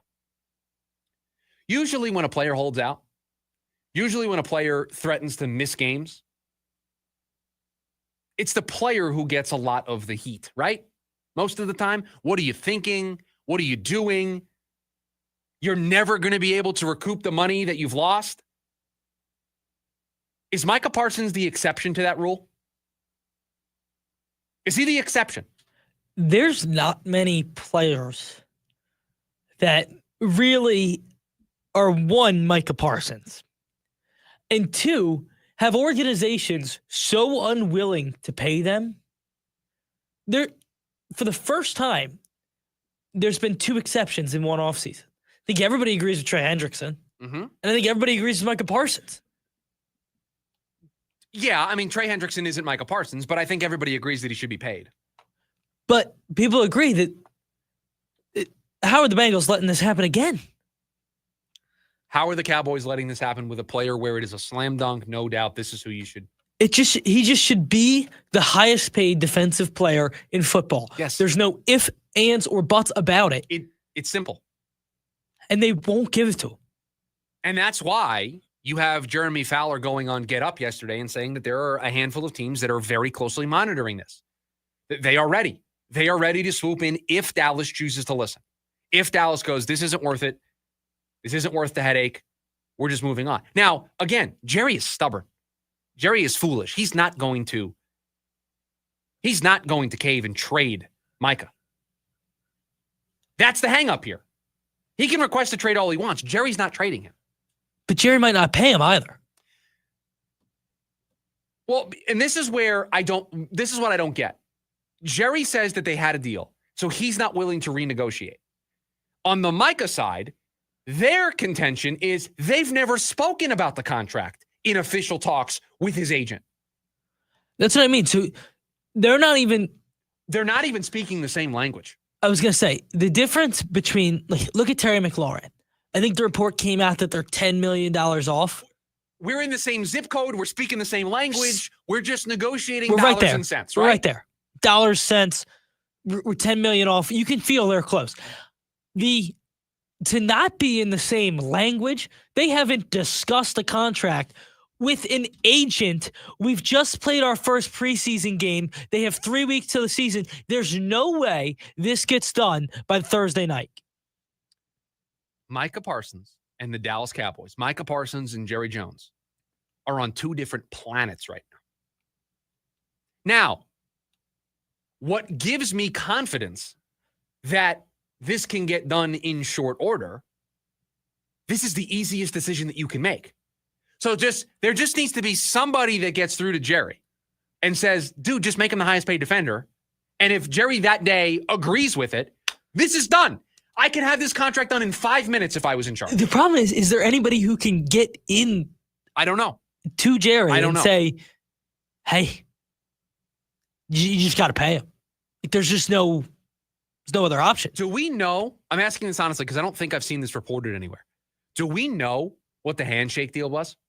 No. That Jerry thinks was agreed to? No. I haven't seen it. Could you imagine if it got leaked that handshake deal was in the neighborhood of making him the highest paid defender? It would be the ultimate, what are we doing here? What are we doing? I just don't understand. That's my biggest question to all of it is, at some point, Micah had an agreement to some extent. Didn't believe it was an agreement, but at some point there was a contract or a number brought up. At some point they were discussing numbers. And Micah said, sounds good, to whatever number that was. Right. Get it to my agent. And so Jerry's holdup can't just be, oh, I don't deal with agents. That's ridiculous if that's the case. This is you think that it could be that for Jerry Jones and the Dallas Cowboys? This is one of the wildest things I've ever seen. They just feel like the only organization this would happen to, where they just don't want to deal with an agent. I don't know another team where you would be like, listen, the Bengals have their fair share of reports. Here's a take. But at least they're talking to agents. Here's a take. I could understand not paying Zeke. I could understand you dragging your feet on a Dak extension. Although if you knew you were going to keep him the whole time, you should have paid him ahead of time, because then you forced yourself to go to $60 million a year for Dak. You should, if you decided that you were going to keep him, should have extended him 2 years prior. But if you ultimately were wrestling with the idea of, oh, I don't know if he's really our franchise quarterback, we can have that conversation. It's Micah bleeping Parsons. What are we doing? This is a premier player at a 5-pillar position. This is easy. I have never understood that organization. This is a new level, though, man. This is a new level. I don't get this at all. I don't get what they're angling for. Micah's not taking a pay cut. No. You got to pay him. You have to make him the highest paid defender, or else we're just going to keep going around the sun here. Each day is going to pass by. We're going to move closer to Thursday. Now, I stand by my prediction. Did you see the story, by the way, that he's blaming Dez Bryant? Jerry is? Yeah. This may never end. Because this may never end. Dez's contract negotiations with his agents. We may never get a conclusion to this. No, we may never get a conclusion. I'm serious when I say, like, if he signs a contract, I think it happens in season. I think they start 0-2 and they're like, we need something. And they're going to bring back Micah Parsons. But it's going to have to, they're going to have to get, more or less, they're going to have to get punched in the face in the first 2 games. Just to put a bow on this, if he's available, the Bleacher Report offer, the offer that I've thrown out there, there's nothing that I wouldn't move for Micah Parsons. I would talk about anything. I'd answer the phone. I pick up the phone. I'm making the phone call. We're talking about everything. If they truly would ever entertain the idea of moving, which they're not.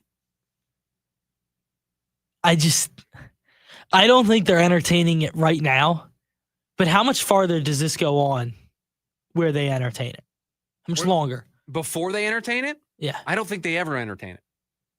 If Jerry is stubborn enough to And not that's talk, the problem, though. At what point, if you're not going to make him the highest paid, if you are very stubborn. No. But see, that's the problem. They're going to at some point. We know how this ends. I don't know if they will. I mean, this is, and I mean this wholeheartedly, the worst contract negotiation I have seen in the history of pro sports. It's not great. It's certainly not great. I will tell you, this is one of the more fascinating stories here as the preseason. I've never seen a trade request quite that. No, the trade request was certainly something, although at the end of the day, I think it is still just a trade request. We shouldn't read too much into the quotes, but the quotes aren't great. But it wasn't, the problem was it wasn't a Terry McLaurin, I have requested a trade. It was, here's what's happening. Here's why I'm requesting a trade. And here's where the Cowboys are, are not dealing with me. That is, you just can't do that if you're going to stay with an organization. It's bad. It's really bad. 480-864-1060. It is the story in the NFL that I think outside of every individual team's stuff that's going on, the story that is captivating all of us here on a daily basis. When we come back, we continue to power rank the NFC West. Today, it's the wide receivers. That's next on the lunch break. KDUS, AM 1060. The Varsity Sports Show with Vince D'Alessio is your hub for everything high school and college sports. Join Vince and friends as they give you the full picture on student athletes and where they're heading. Live interviews with coaches across the valley. Asking some of the tough questions. Varsity recaps and in-depth interviews with tomorrow's sports stars. The Varsity Sports Show with Vince D'Alessio. Live every Saturday morning from 9 to 11 a.m. Here on KDUS AM 1060 and on the KDUS 1060 app.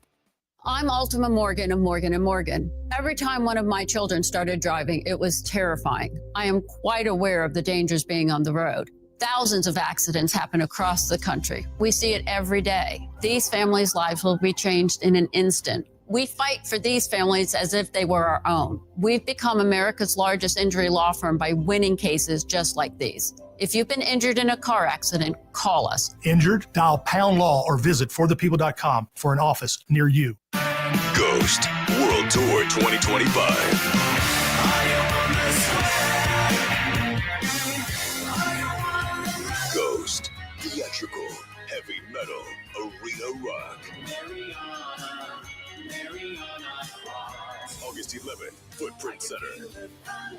Tickets on sale now at livenation.com. Don't miss Ghost.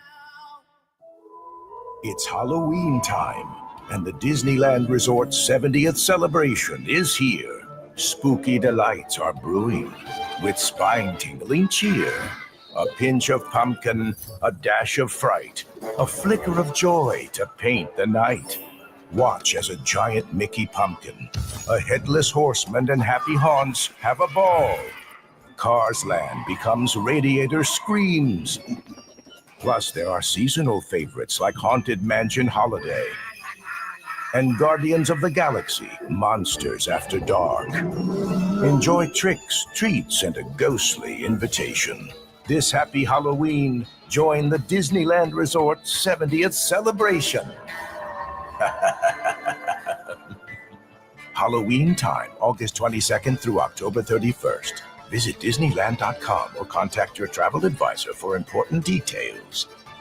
I'm Dan Patrick, and this is Above the Noise. Anthony Richardson has the kind of raw talent that makes scouts salivate. Size, speed, arm strength, playmaking instincts that you can't teach. But talent's only part of the equation. For the Colts QB, availability is just as important. Through the first 2 NFL seasons, he suited up for just 15 games. Not nearly enough to know if he can truly harness all that potential. And his 2025 season isn't off to a promising start either. Last night's preseason matchup with the Ravens, he was knocked out in the first quarter after a hit from a free rusher. May not have been entirely his fault, but it's another reminder that staying upright is the biggest hurdle between Richardson and stardom. The Colts believe they have their franchise QB, and they might be right. But if he can't string together a full, healthy season, that conversation is going to stop. Richardson's ceiling is sky high. The challenge now is really simple in theory, difficult in practice. Stay on the field long enough to prove it. I'm Dan Patrick, and this is Above the Noise.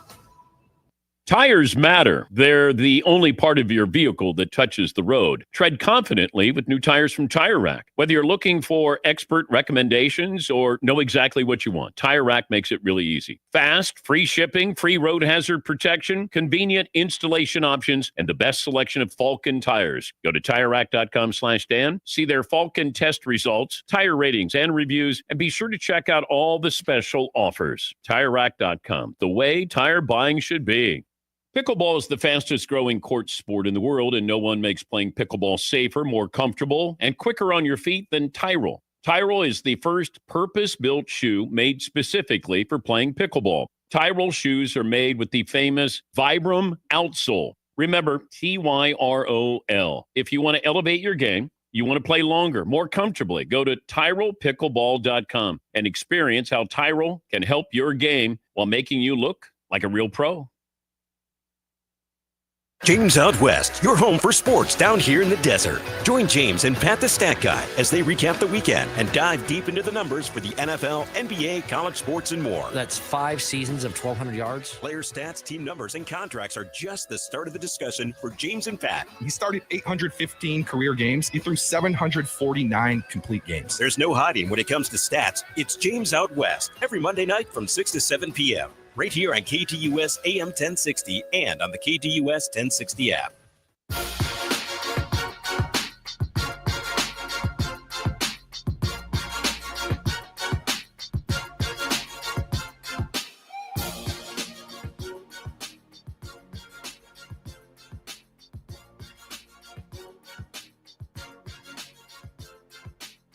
Through 2 days of previewing the NFC West, we have seen it the same.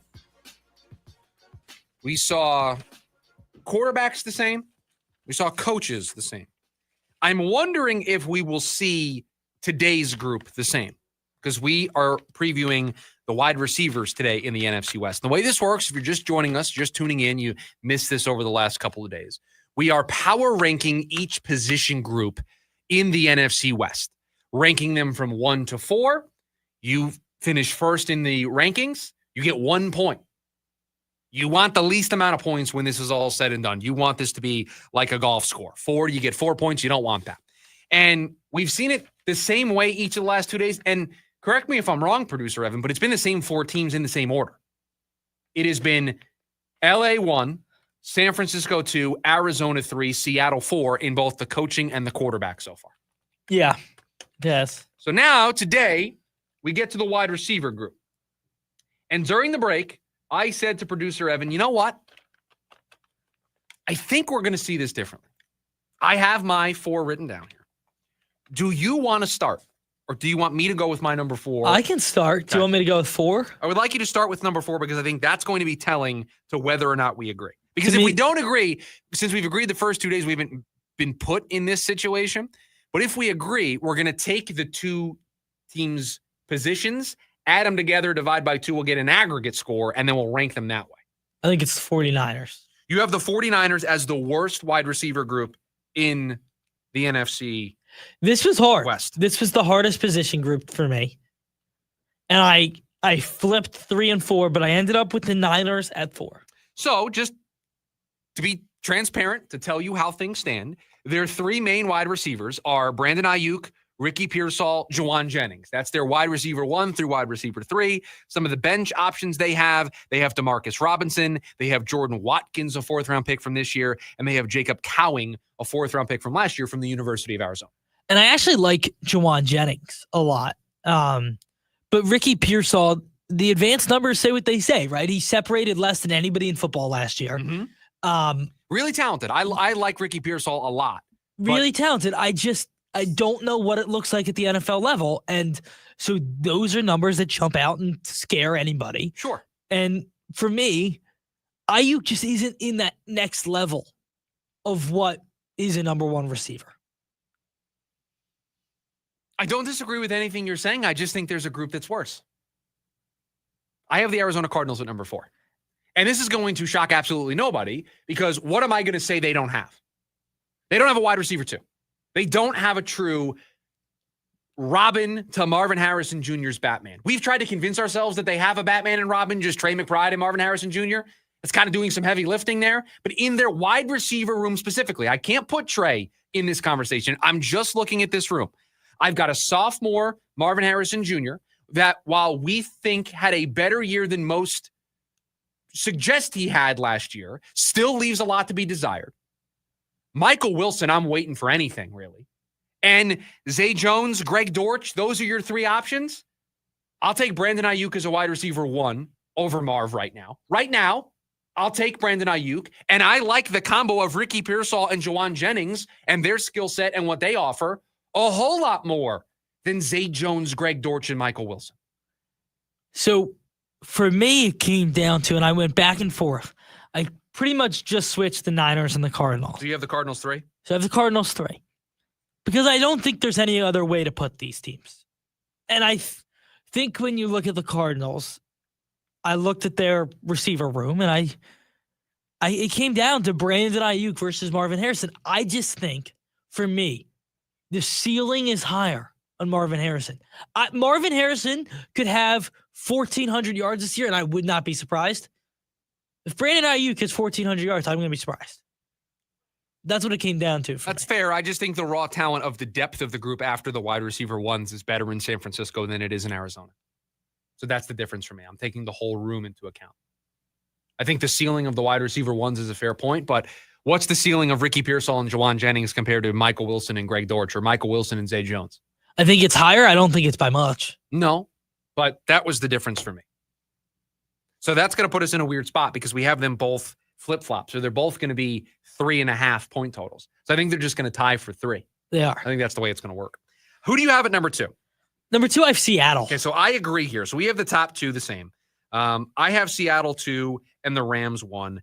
I think, while not the player that he was a couple years ago, and maybe you will agree or disagree with this, I think Cooper Kupp is still an extremely valuable wide receiver. I think he's extremely valuable. I think they're going to use him a lot on third downs. Listen, he's played a lot of football in this league. He's the type of guy who understands coverages. He's going to bring a different element of that offense. I really like that addition. And don't even get me started on how much I really like Jackson Smith and Jigba. They've cleared the deck, right? DK's gone. Cooper Kupp is in the, while I think he's better than this, the Adam Thielen role in Carolina, the savvy veteran number 2 option for that team. And JSN's the number 1. JSN is the superstar that most of the offense is going to flow through, in my opinion. That's the guy they're going to get the heavy workload. And I think he's extremely talented. I loved him coming out of Ohio State. I think this is a home run. That leaves the Rams at number 1 for both of us, and that's just because Puka Nacua may be a top 10 wide receiver in the sport. Don't sleep on Devontae Adams just because he got to New York last year and maybe didn't tear the cover off the ball. Was still a very productive wide receiver. That offense stunk. Wasn't Devontae's fault. And Tutu Atwell is just a burner guy that can hit the home run over the top. No, he's a really nice 3. Tutu Atwell is a really nice 3. 3 different players in some ways, right? Which I think they really have done a nice job of building that wide receiver room with 3 different archetypes of a receiver. I think he gives them options. And listen, Puka Nacua is a really good football player. I loved him coming out of the draft. I thought it was a mistake that he got to the 5th round. I know that people aren't going to believe me, but there are tapes in podcasts and other places that I've worked that prove how I feel about Puka Nacua. There's a radio show that I went on for a fantasy show. They asked me, name the player that didn't get drafted on day 1 or day 2 that could be a home run. Puka Nacua for the Rams. That was the rookie season where he went off. So I took a bit of a victory lap there. This is a deep group, and I think it is a group that top-end talent is better than anybody else. I think Puka is the best wide receiver 1 out of anybody in this group. I think Devontae Adams is a close number 2 to Cooper Kupp, if you were comparing those 2 teams, right? I think when comparing the Rams and the Seahawks, who we have 1 and 2, that's the difference. I like the number 1s better in the Rams for the Ram, and I like the number 2 better for the Rams as well. That's the difference. So the Rams are going to get the 1 point because they're in the 1 spot for both of us. Seahawks are going to get the 2 points. And I think the way that we do this is if you tie, we're not going to punish you. Both teams get 3 points. Okay? I think that's fair. So both the Cardinals and the 49ers will get 3 points. So they won't be penalized for tying, and one team move down to the 4 spot. They tie, they both get 3 points. So we'll continue through this exercise. So I'm surprised that we saw it the same at the top. I am not surprised that we saw it differently at the bottom. I've been on record with my distaste for the way the Cardinals attack the wide receiver 2 position all offseason. So if you thought for a second that I was not going to have them as the worst wide receiver room in the division when they don't have a wide receiver 2, I don't know what else you need to hear from What would you have thought had they added Keenan Allen? They're definitely in front of San Francisco. They might be in front of Seattle. It's easier to bet on the potential of Marv when I have a number 2 that's going to help him get open, right? Help him develop. So, yeah, Keenan Allen, there's certainly 3. I'm certainly putting them in front of San Francisco. But see, for me, like the Keenan Allen addition to San Fran, to LA now, doesn't move their needle. It's just another option for Herbert to have. Yeah, to me, they didn't get better or worse. Well, and they have a major problem on their offensive line now. Yeah. So 480-864-1060 is the phone number for you to join us here today on the program. Speaking of Marvin Harrison Jr., when we come back, how much should we pay attention to him this weekend? That's next, the lunch break. KDUS AM 1060. Attention all clones. The Jim Rome Show is here for you every day here on KDUS AM 1060. Lots to get done. Welcome to the program. Listen in as Rome dives into the biggest sports headlines of the day. From final scores, player contracts and trades, team prospects, and even a spicy take or two. The Jim Rome Show, 1 to 4 p.m. every weekday here on KDUS AM 1060. That's the trick. Online at KDUS1060.com and on the KDUS 1060 app. It's back to school season, and Clorox is donating 2 million disinfecting wipes to classrooms across America. Because back to school means things can get a little bit messy. Just ask second grade teacher Mr. Torres. Put me and just one Clorox wipe on a team, we can take on crayon smudges, sticky fingerprints on every surface, sneezes on the door handle, juice box explosion by the sink, snack crumbs, and don't even get me started on the bathroom passes. Clorox disinfecting wipes, teacher's #1 wipe. Think about it. Bathroom passes. Clean feels good. Based on unit sales data. Hosier presents the Unreal Unearthed Tour 2025, live in Phoenix. Talking Stick Resort Amphitheater, October 7th. With special guest, Amble. Get tickets now at livenation.com. The #1 album, Unreal Unearthed, is available everywhere. For more, visit hosier.com. Okay, quiz fans, what's one word to describe Whataburger's new prickly pear raspberry Whata-Fresher? Is the best word refreshing? Or does the real raspberry make you say tangy? Or perhaps the sweet prickly pear fruit is simply delicious? Actually, the only word to describe it is quenchy, tangy, sweet, delicious.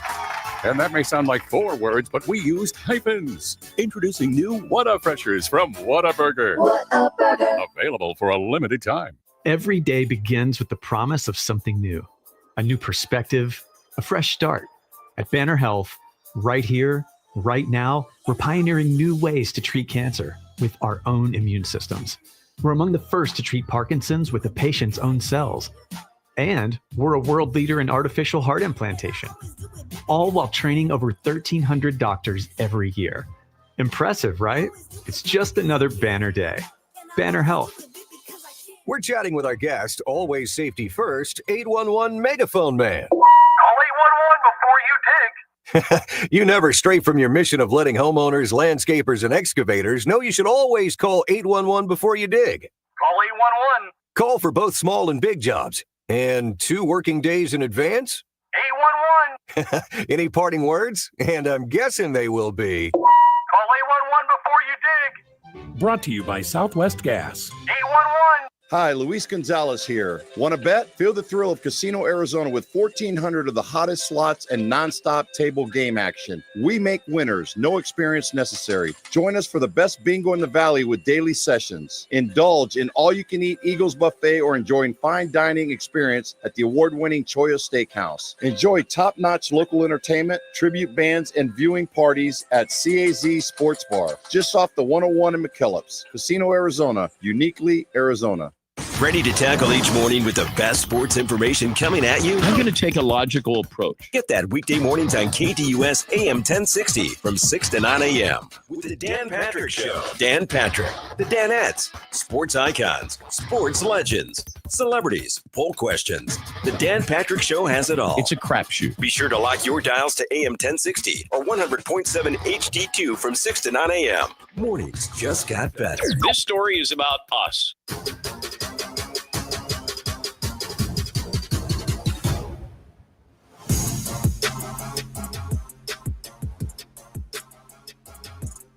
The Cardinals will get their preseason kicked off here over the weekend. We welcome in the Kansas City Chiefs tomorrow evening. Starters are playing. We're very excited about that. First time since Jonathan Gannon has taken over here as the head coach that the starters are playing in the early preseason game.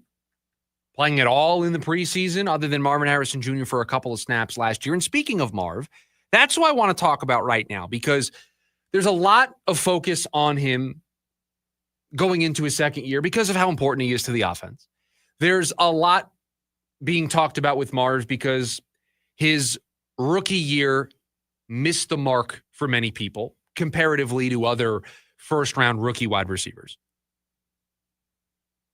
But there's also a lot of talk about Marvin Harrison Jr. because of the shape that he showed up to training camp in. The physique change, adding on the muscle, and yet still looking just as explosive, just as fast as he was in his rookie season, and hoping that that could be the difference to helping him have a better sophomore year than he had rookie campaign.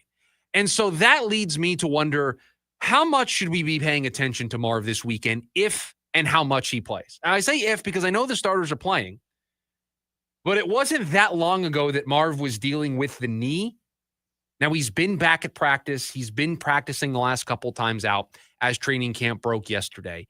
And so it does feel like he should be all clear to participate tomorrow. But I could also see a world where they want to take it really easy with him, and he doesn't participate as much or at all compared to the other starters. But if he is out there, if the starters are out there and he's out there with them, what are we looking for?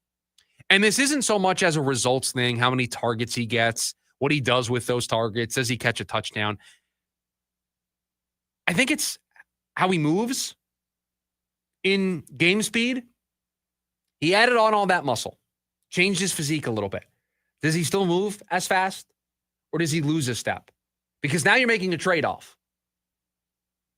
You're trading some speed and some explosiveness for some size, the ability to win those contested catches, to be able to out-physical a wide receiver or a corner on a route. I don't think that's been the case. He certainly looked just as good as he did in his rookie campaign, and it's not like he's completely different. He's just added some muscle. What was it, about 10 pounds of muscle they said he added? Yeah, somewhere in the ballpark of like 10 to 15 pounds. But you want to see how he moves in a live game against the defense, running routes, running this offense, and I just want to see how he moves. And I think there was a lot to be said last year about his route running ability, which we thought would be crisper than it probably appeared to be on film. Yep. I would like to see some of that too. Well, that's what John said over on the KDUS AM 1060 YouTube live stream. He said, Marv, sharp cuts, get off the line good. Like, you want to see that quickness into the route and those good, sharp cuts to where then, if he makes those cuts well, he's either wide open or he puts himself in a position to use that frame, to use the built-up muscle to get to to get to the catch point and make a play. And is muscle going to help him with burst off the line? Is it going to help him to fight press off the line? All of those things are things that I don't know if we'll see this week, but that's something I want to see. That's something that you're keeping an eye out for, right? I'm not necessarily, and this is where, honestly, I'm more looking forward to the All-22 that comes out of the preseason than I am the broadcast view, because that's where you're going to tell. The tape doesn't lie. Never. If you put it on tape, we'll see it. If he runs good routes and he doesn't catch a ball, doesn't get a target, we'll know. The tape will tell us. The All-22 will show us him and that new physique and that new frame having the better route running, having that ability to get off the line quick and use that physicality, use that size, use that new frame, use that muscle to his advantage. I just want to see him separate. Yeah. That's it. He may not get a catch. It doesn't really matter to me. Doesn't really matter if the play's drawn up the other side to Michael Wilson. I want to see him win at the line of scrimmage. And then I want to see him be able to separate with sharp cuts and quick lateral and horizontal movement. Period. And if you see some of those things, if you see the breadcrumbs to those things, that's where you can start to get more excited, right? That's where it goes beyond just him making a highlight-worthy catch in 7-on-7 during training camp. That's where you go, oh, this change actually has done something for him. It's made him a better receiver. Do you think that we're going to see more burst out of him just given more muscle mass? It can go both ways, right? Yeah, that's what I was going to say. It's 6 on one hand, half a dozen on the other. I've seen it go both ways. It's a coin toss, whereas if you're not comfortable playing at that size, it can slow you down, right? And you've added muscle, yes, but your now playing weight is different, right? And so I don't know if that's going to make him a tick slower. So far from what I've seen in the social media clips, it doesn't feel like it. No. But you never know until you get – this is why sometimes you don't overreact to a guy's 40 time because you know the game speed he has. I want to see what Marv's game speed looks like with this new muscle, with this new physique, with this new frame. I think – it'll be interesting to see if they scheme something up for him, too. Well, I doubt they will in a preseason game, but I think you're at home. You can get this fan base excited. Get the ball to Marv. Well, I think scheme something. Are you saying like have a brand new wrinkle and a brand new play? No. I don't think Drew Petzing is going to do that. No. Do I think they're going to have plays that they run, even though they're going to have a very vanilla offense? Do I think they may run some stuff where Kyler is looking, the first read is to Marv, and they certainly. I rub think route, something like that. I think certainly that's in the card. Quick slant. Certainly. I think they want to get him involved early. And I do think, especially because it was the knock on them all of last year. Yeah. Him being too slow to get involved in the offense. I think too, you can kind of, there's a lot of questions about the passing game. And not that they're going to answer them in the first series or 2 series they might get, but you can quiet them down a little bit if you come out throwing the ball around the yard. A little bit. From a media standpoint. You can quiet them a little bit. I don't think it's going to change the overwhelming narrative around the offense until we see it week 1. And let's face it, you're set up so strongly in week 1 against a New Orleans team that is probably starting a rookie quarterback, has a first-time head coach in Kellen Moore. Like, you are set up to have a great first impression. It's a very winnable early part of the schedule. And it also sets up for a very big disappointment, losing in week 1 to New Orleans. Oh, don't even put that out there. I'm just saying, if you lose in week 1, it would be a very bad first impression. Bad start to the year. New Orleans is bad. They're like bad. They are a team that was very stuck in their philosophy from a GM perspective, and they are still stuck in that philosophy, and they are paying the price.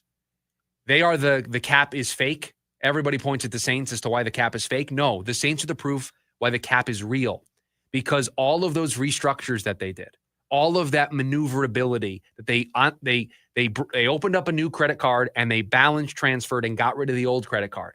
But when you do that in the NFL, what you do is you don't change the top end of your roster.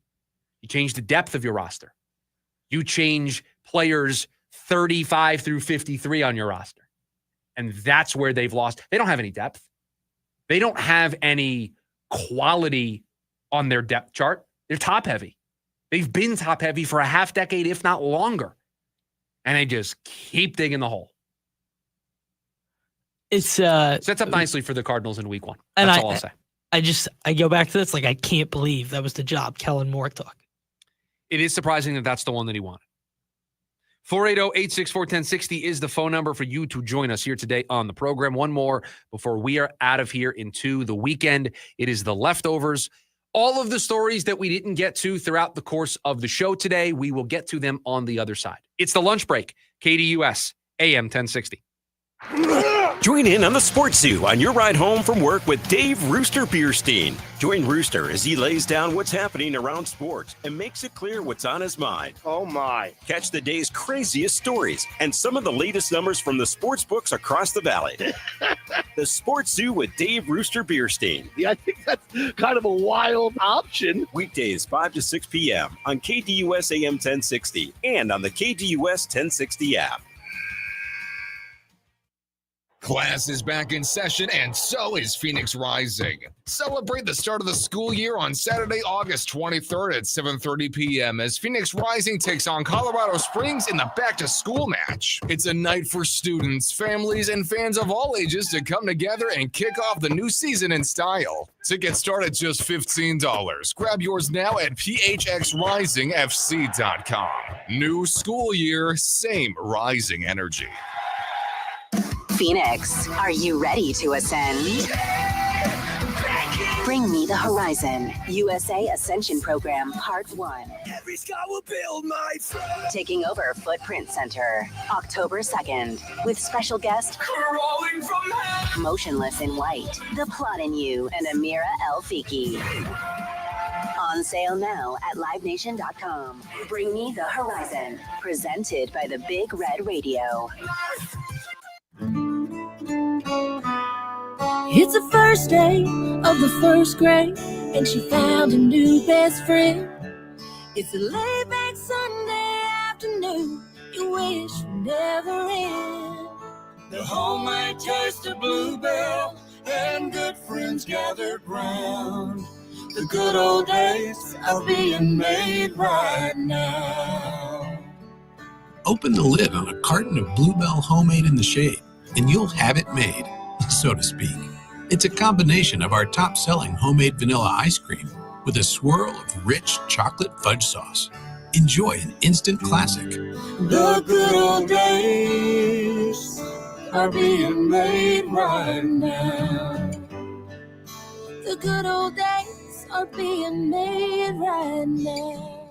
Look for Bluebell ice cream at Winco Foods and select Food City stores. Hey listeners, it's Vince D'Alicio with the Varsity Sports Show. We are back Saturday with our fall sports preview, this time at the Campus of Champions, Mountain View High in Mesa. Join me as we preview all of the fall sports with each coach, along with the return of the Mike and Joe Show with Principal Mike Oliver and Athletic Director Joe Goodman. It's the Varsity Sports Show, Saturday morning from 9 to 11 on AM 1060, KDUS, Arizona.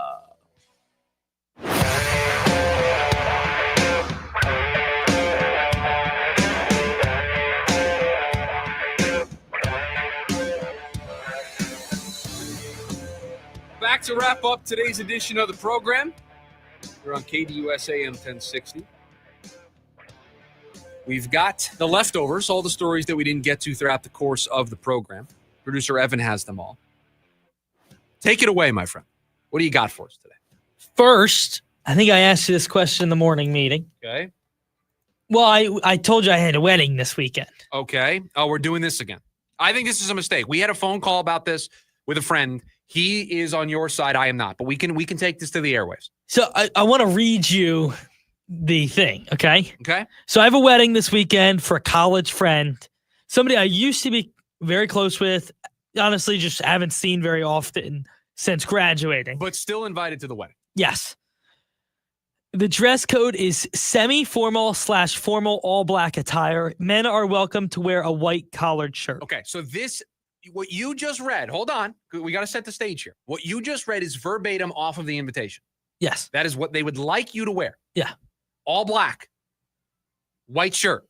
Dress code is a semi-formal, formal, all black attire. Yeah, semi-formal or formal, all black attire. Men Okay. are welcome to wear a white collared shirt. This feels easy. This feels simple. But go ahead. I don't have a black suit. There's one answer here, man. So I have like a charcoal. It's like a dark, really dark gray. It's very close to black. And I was thinking, do that, black shoes, black tie. I'm not in the wedding. I'm just a guest at the wedding. As somebody who is currently planning their own wedding, although I'm not doing any of the planning, I'm just a passenger. But as somebody who is at least close to this, if I tell people to wear a certain thing, I kind of would like them to wear the certain thing. But as the person in the wedding, I don't care. Like, I wouldn't care. But if the person you know is the bride, correct? Correct. That's the problem. Because if it was me, right? If you knew me, it was my wedding, and the invitation said all black, and you wore the charcoal, you're not going to hear anything from me. But I also would have told you, be like, hey. Matthew says that the dark gray plays. He says that it's allowed. Like, if it was blue, I would be, depending on how dark the blue is, it could almost. So I have here's the other thing I could do. So I have a really dark just blazer. Now it's really dark navy. Like, it could pass as black. But then if I could wear black dress pants, but they don't actually match the blazer. Now, have you considered there is a third option here? And that's what, rent a black suit? You could either rent or buy a black suit. So you have that in the arsenal. You have that in the wardrobe for the future. I could. It's just too late. It's never too late. The wedding is tomorrow. It's never too late. John wants me to go to Goodwill. Now that I won't endorse. I won't endorse because I don't know what your choices are going to be at Goodwill. I love Goodwill, but I don't think I would go to Goodwill for like wedding. They might have jackets. They might. Because is that really all you need? All I need is if I can find a black jacket. So I think I could pass. You have a shirt. Then I have black dress pants. You have black dress pants. That could pass as suit pants. You have a tie. I'm buying a black tie. So all we need is the jacket. I think you could rent a jacket or go to Goodwill and find a jacket I think you could find a jacket with ease. Okay. It's just a question of how much effort you want to put into this today. That's up to you. It's up to me. It's an interesting conversation. Back into the leftovers. I just want to. No, that's what the leftovers are for. That's what we use the leftovers for, is things like that. You'll have to keep us updated on how it goes. Yachty or Molina will be in the dugout this weekend for the Cardinals as a coach. This is really fascinating to me because Yachty obviously retired, and since going into retirement from being a professional baseball player, he's been doing some managing. He's been managing down in, I believe, there's a Latin league that he has been the manager in. I don't know if it's been the Dominican Winter League or another league, but he's been a manager. I believe, correct me if I'm wrong, check this. I believe he's the WBC manager. Yes, that I know. He is the WBC manager. For Puerto Rico, right? Yes. So correct. he's going to be a manager for Puerto Rico in the WBC. So he's kind of angling for a job here. And in general, not in this specific situation, but you have a GM who is stepping down at the end of the year. Chaim Bloom's taking over. He's already in the front office. He's taking over. You have Ali Marmol, who's the current manager there in St. Louis, in a year that has not gone well for them. He has one more year left on his contract. He's walking into a lame duck year, and they're going to let Yachty be on. And Marmol was apparently okay with this and signed off on it. It just kind of feels like Yachty's angling for a job here. I agree. The fact that it was signed off on makes me think that he has some kind of guarantee his job is safe for at least the next year. Or he's not thinking very smartly. I can't see that. You can't let the next guy get in the building. Not even that. All those Cardinals fans now know he's going to be there over the weekend as a coach. I know. And they're going to go nuts. They're going to For go him. nuts. I imagine he's going to bring out the lineup on Friday, and that place is going to go nuts. You would assume one of the 3 days he's bringing out the lineup card. And just think about what that's the message that's going to send to the fans. They're going to go crazy. If you're Marmol, like, how does that make you feel? I don't know why you would sign off. I don't know why you would sign off on this. If I understand Yachty is Cardinal royalty. I get that. I'm aware of that. Just feels like a really weird thing to do. Really weird. Celtics have extended coach Joe Mazzulla. Not a weird decision. Joe Mazzulla has been a great coach, won a championship there. Good to support him when you're going through a transition year, not leaving anything up for interpretation. So I think good on Boston to do that. That's it. We're done. We're out of here. Another week in the books. Friday edition of the show in the books. Jim Rome, he's coming up next. Producer Evan, enjoy the wedding. Thank you for all that you do. Everybody, have a great rest of your Friday. Have a great weekend. We'll talk to you on Monday. See ya.